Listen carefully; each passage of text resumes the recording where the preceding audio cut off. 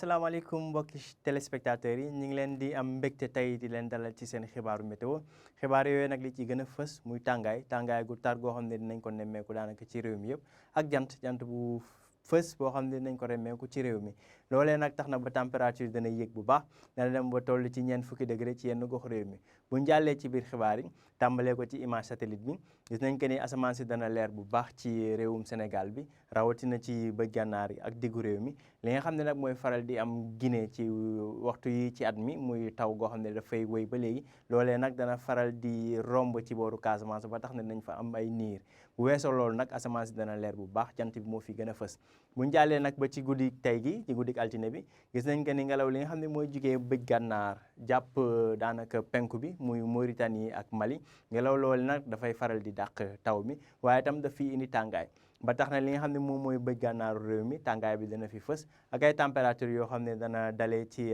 ñaar fukki degré ak juróom-ñaar diggante Ndar wàcc booru Fatick ak Kaolack ak ñaar fukki degré ak juróom-ñett mooy température yi gën a mag yi xam ne nañ ko seetlu fii tàmbalee ci Ndakaaru jàpp booru Podor ak li nga xam ne moom mooy diggante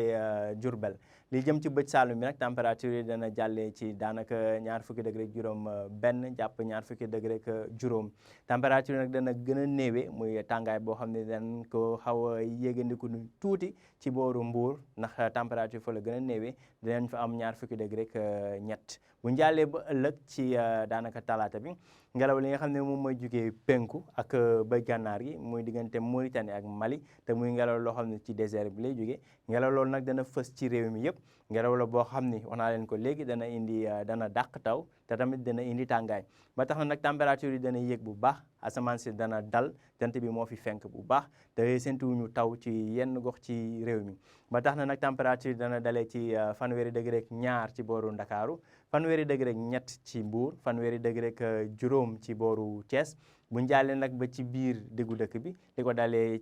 Fatick jàpp Kaolack ak Diourbel ak Kaffrine foofu température yi dana dalee ci fanweeri degré juróom benn jàpp fanweeri degré juróom ñett bu ñu jàllee ba ci bëj Saalum bi température yi dana xaw a dal tuuti danañ fa am fanweeri degré ñeent diggante Ziguinchor fanweeri degré ñett ci diggante Sédhiou ak Kolda waaye température nag dana gën a fësee ci li nga xam ne moom mooy bëj gànnaar yi jàppee penku bi foofu la ngelaw li di tàmbalee dugg ci dëkk bi Saint-Louis dina am fanweeri degré juróom ñeent li nga xam ne moom mooy